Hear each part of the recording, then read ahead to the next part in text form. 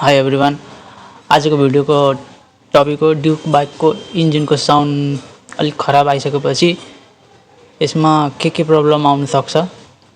इन्जिनको sound खराब आउनु भनेको इन्जिन सम्बन्धी नै समस्या हो। तर पनि यसमा प्रब्लम चाहिँ के हुन सक्छ यस भिडियोमा पुरै जानकारी छ, हेर्नु होला। मेरो सपमा ड्युक 250 BS6 मोडलको बाइक आएको छ। इन्जिनको साउन्ड अलिकति खराब नै छ। यसको अब हामी फुल इन्जिन त तत्काल खोल्नु पर्दैन, सुरुमा स्टेप बाई स्टेप चेक गर्नुपर्छ। सुरुमा हामीले क्लच कभर र हेड कभर खोल्नुपर्छ। त्यति खोलिसकेपछि यसमा के प्रब्लम हो ठ्याक्कै थाहा हुन्छ। क्यामचेन र एक्जिस्टरको साउन्ड त छँदैछ, त्यो त हामीले अनिवार्य फेर्नुपर्छ। प्लस यसमा रहेको क्यामसाफ्ट, सिम अनि रोक्करको अवस्था कस्तो छ त्यो हामीले खोलेपछि ठ्याक्कै थाहा हुन्छ। र भिडियोमा बनिराख्नु होला, सबै कुराहरू भिडियोमै देखाउँछु। अनि तपाईहरुलाई के समस्या, तपाईहरुको बाइकमा कुनै समस्याहरू छ भने माथि दिएको नम्बरमा कन्ट्याक्ट गर्न सक्नुहुन्छ। के प्रब्लमहरू त्यस्तो छ भने त्यसको सल्युसनको लागि पनि व्हाट्सएपमा मेसेज गर्न सक्नुहुन्छ। र भिडियो राम्रो लाग्यो भने लाइक, कमेन्ट, सब्स्क्राइब गरिदिनु होला। र के प्रब्लमहरू आइरहेको छ भने तपाईहरुको गाडीमा कमेन्ट गर्न सक्नुहुन्छ। यसमा मैले क्लच बक्स र हेड कभर खोलिसकेको छु। यहाँ हेर्न सक्नुहुन्छ KTM ड्युक 250 हेड कभर यसमा खोलिसकेको छु। हेड कभर र क्लच कभर। यहाँ हेड कभरको 4वटा बोल्ट, यसमा वाइल सिल हुन्छ, त्यो बिग्रियो भने चेन्ज गर्नु होला, नभए ओइल लिकेज प्रब्लम आउँछ। र यो क्लच कभर हो।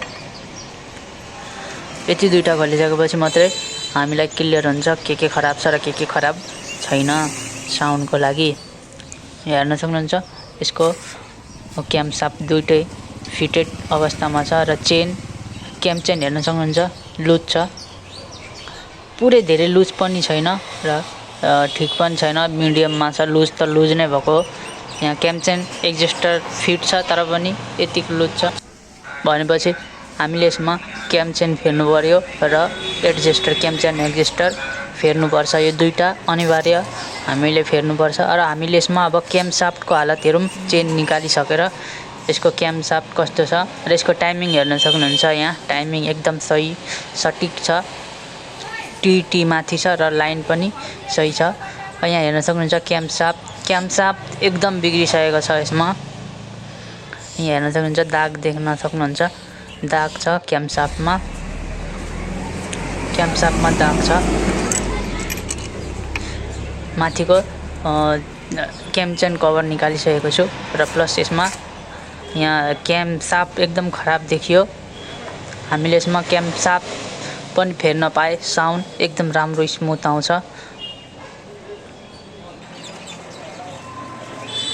र यसमा म क्यामसाफ्टहरू निकाल्दैछु। त्यसपछि यसमा रोकरको अवस्था के छ त्यो क्यामसाफ्ट निकालिसकेपछि थाहा हुन्छ। यहाँ हेर्न सक्नुहुन्छ एउटा क्यामसाफ्ट निकालियो, अर्को क्यामसाफ्ट पनि निकालेपछि चेन निक्लिन्छ। चेन त हामीले नयाँ हाल्ने नै हो। यहाँ चेन हेर्न सक्नुहुन्छ यस्तो हेभी हुन्छ अलिकति। ड्युकहरूको चेन अलिक हेभी हुन्छ। नर्मल बाइकहरूमा अलिक नर्मल पातलो चेन हुन्छ, जस्तै पल्सरहरूमा अलिक पातलो चेन हुन्छ भने यसमा अलिकति मोटो हेभीबाट चेन हुन्छ। यसको क्यामसाफ्ट चाहिँ पुरै खराब छ। यहाँ तपाईँलाई म देखाउँछु क्यामसाफ्ट, हेर्नु होला। यो क्यामसाफ्ट भयो। यहाँ हेर्न सक्नुहुन्छ पुरै दागी छ, स्क्रैच छ। दुईटा क्यामसाफ्ट मध्ये एउटा क्यामसाफ्ट चाहिँ पुरै खराब छ, यहाँ हेर्न सक्नुहुन्छ। र एउटा अलिकति ठिक छ। तर फेर्दाखेरि दुईटै नयाँ रिप्लेसमेन्ट गर्दा राम्रो क्लियर काम हुने हो। र यहाँ रोक्कर हेर्न सक्नुहुन्छ, रोक्कर पुरै खाइसकेको छ। यी पुरै दाग छ रोक्करमा। यो रोक्कर चेन्ज गरेन र क्यामसाफ्ट चेन्ज गरेन भने पुरै क्लियर साउन्ड, राम्रो साउन्ड आउँदैन। अब कस्टमरसँग हामीले कुरा गर्नुपर्छ के हुन्छ। अब हाल भनेपछि नयाँ हाल्ने हो।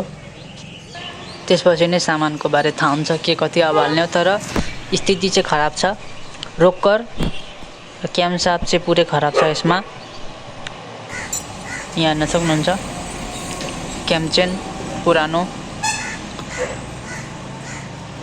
र एक्जेस्टर, क्यामचेन एक्जेस्टर। अब हामीले यसमा नयाँ एक्जेस्टर र क्यामचेन हाल्ने हो। क्यामसाफ्टहरू चाहिँ अहिले हाल्नु पर्दैन, पछि हाल्ने हो।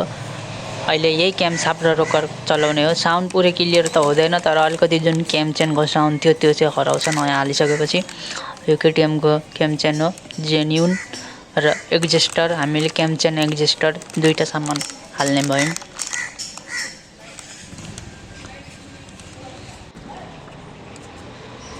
तपाईँहरूको पनि गाडीमा केही प्रब्लमहरू आइरहेको छ भने कमेन्ट गर्नुहोला र त्यहाँ अघि दिएको नम्बरमा कन्ट्याक्ट गर्न सक्नुहुन्छ।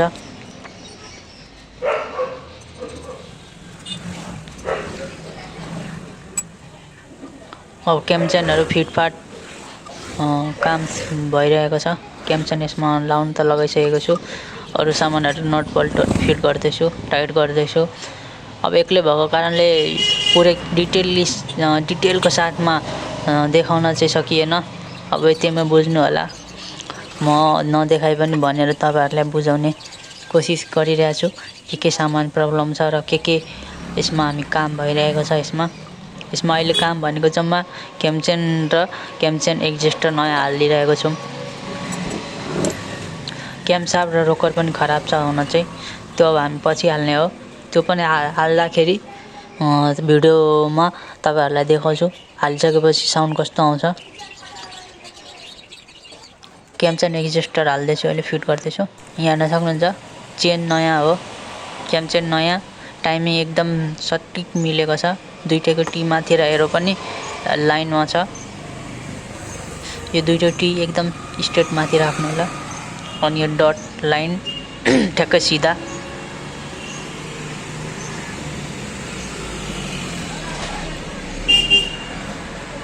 र एक्जेस्टर पनि नयाँ हो, चेन नयाँ।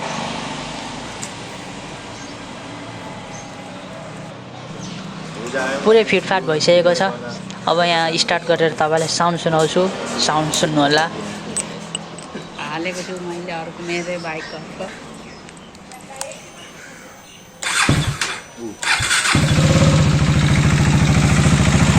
यहाँ सुन्न सक्नुहुन्छ साउन्ड, त्यसको साउन्ड क्यामचेनको जुन साउन्ड थियो त्यो साउन्ड हराइसकेको छ।